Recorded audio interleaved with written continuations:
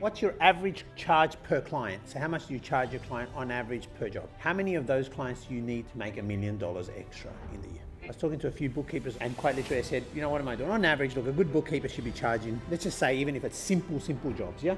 They should be charging $2,000 a month. So what do I need? I need 42 clients in order to make me $1 million a year. How many people do I need to speak to? How many businesses do I need to speak to convert 42 clients? Let's just say that you're really bad at closing. Let's just say that you're at 10%, yeah? So I'm talking about you're shocking, you're terrible at communicating. So you're only getting 10% of them across. You need to talk to 420 clients and get rejected pretty much every time except for 10% of the time, yeah? But as long as you're prepared to put up with that level of rejection on the phone, 10% of them, if you just keep the conversation, you're gonna get 42 across.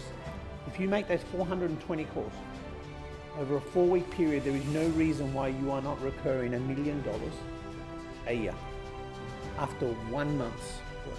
And out of that $1 million, if it's bookkeeping, and let's say you're very, very good and you've got all your systems in place, yeah?